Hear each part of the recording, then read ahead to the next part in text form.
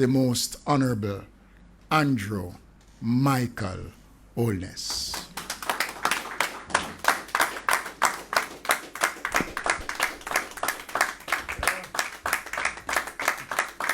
Thank you everyone, thank you. Thank you, Desmond.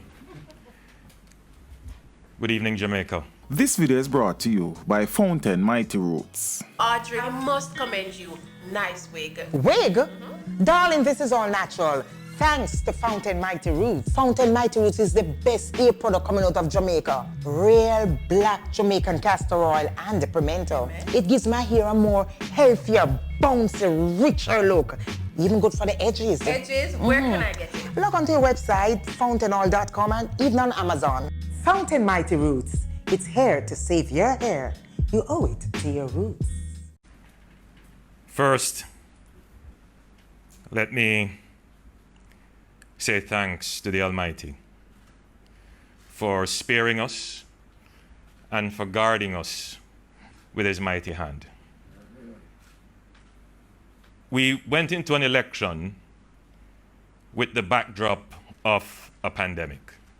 And you will notice that I'm speaking to you while still wearing my mask as a symbol that we are still under serious threat of the pandemic. By and large, I think most Jamaicans tried to abide by the protocols. I want to give the assurance to Jamaicans tonight that your government will continue its effective management of the COVID pandemic to keep you safe and to protect your livelihoods.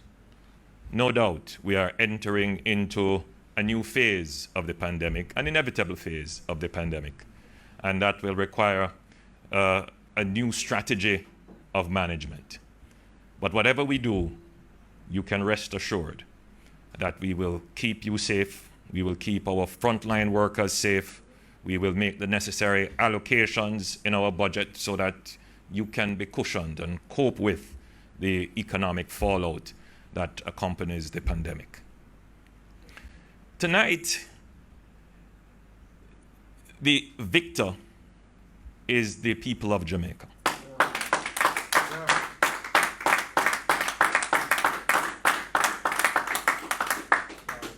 You came out in your hundreds of thousands and you participated in the solemn process of democracy. You voted. You expressed yourself through the ballot. There is indeed cause for celebration, but there is also, I would believe, significant cause for consideration. There are many Jamaicans who did not participate. There are many Jamaicans who, for fear of the virus, decided not to come to the polls. But there are also many Jamaicans who, for other reasons, apathy, frustration with the process, decided not to participate. So even though we have this overwhelming majority and the people have given us the mandate that we require, we are still considerate of those Jamaicans who still look on with some suspicion, some concern, some apathy on the political process. So we are very cautious in our approach to receiving this overwhelming majority. It must never be that the government that emerges from this victory takes on any characteristics of arrogance, of inhumility. It must never be that the government that emerges from this victory takes the people for granted in any way. As I stand here tonight, I am obviously happy to have won, but I want to assure all of you that I do carry this burden with great consideration of the expectations of not just those who elected us, but those who are looking on us for future decision as to whether or not they will participate in the process. And I want to say to those persons who didn't participate this time that we, as a new government with a mandate that is indisputable, that we will conduct ourselves in a way that will make you proud as well and make you want to participate the next time around. I raised this in my acceptance, and I don't call this a victory speech, because with such a large mandate, it brings a whole new dynamic as to how we manage government. In our last government, the narrative of corruption dogged us, and it is not something that we can hide away from. And I want to be clear, because there are many persons who will now be assuming state authority, who may not have the understanding as to how that authority should be used.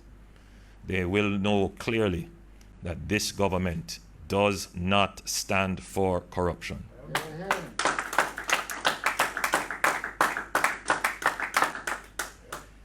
We have, as a country, managed to come to consensus on fiscal matters, on monetary policy. There is an evolving consensus on crime and violence, national security. We have a consensus developing around growth policy. But there must now be a clear consensus, strong position on anti-corruption. The mandate is also a victory for conscientious and thoughtful policy.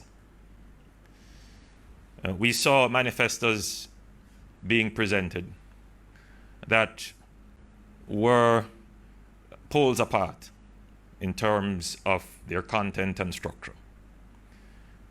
The manifesto that won is a manifesto that was realistic, the manifesto that was doable. And what it says to me is that the Jamaican politics, the Jamaican people are maturing in their outlook. They understand that populist policies can have a destructive impact on the national good. So, in that regard, Jamaica has won. We have had a very, by and large, a peaceful election, an election that can be emulated by other countries, and we must all cherish our democracy.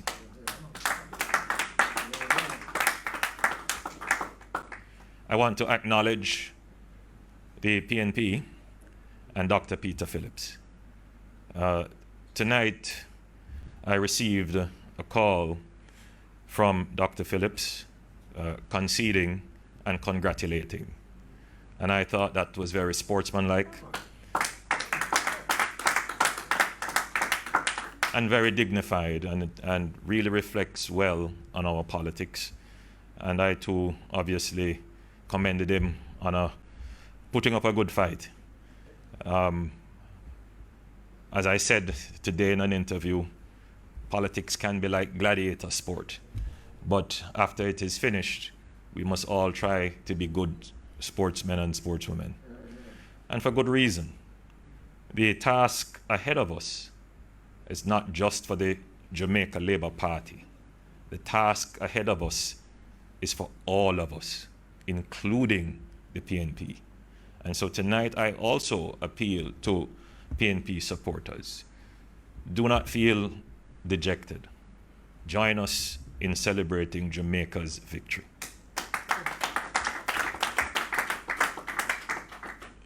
You will have a very important role to play in Jamaica's stronger recovery. And I am clear that there should not be any victimization, any retribution, any malice in how we move forward as a government. We must embrace everyone. We need everyone on board for Jamaica to recover stronger. As I close, I want to thank my family, my wife Juliet, who is still in our constituency. I brought my younger son with me for him to get some insights into politics. I want to thank the campaign team. You would have heard from Babsy and from Desmond and Nigel. But I want to have a special commendation for Kamina.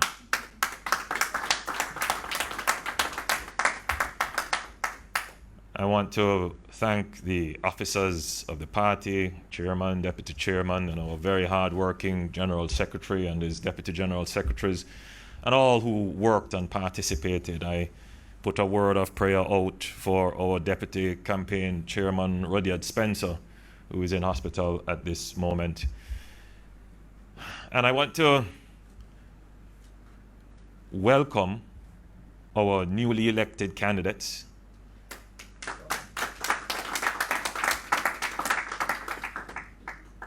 And for those who were not successful at the polls, to say that your effort contributed to the victory and you are a part of the winning team.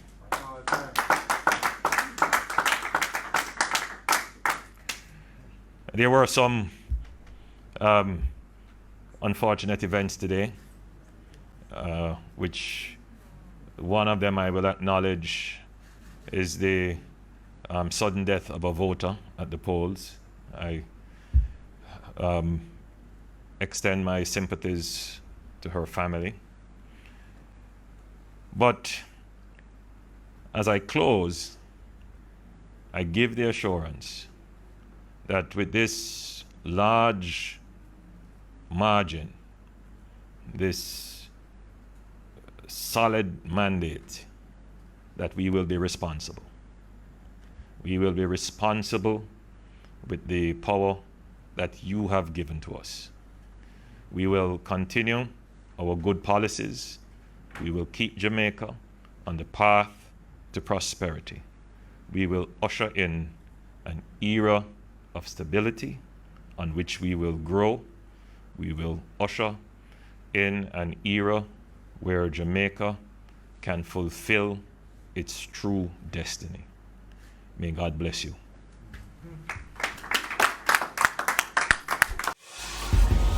Teach them! Hey, yo, hello! Send the message and make it reach them. It's teach them. Right here, Warlord representing. Thank you for watching. Like the video before you go. Please subscribe if you haven't done so. And remember to share the video with your friends and family. And browse the channel for more quality content. Until next time, walk good, my friends. Teach them!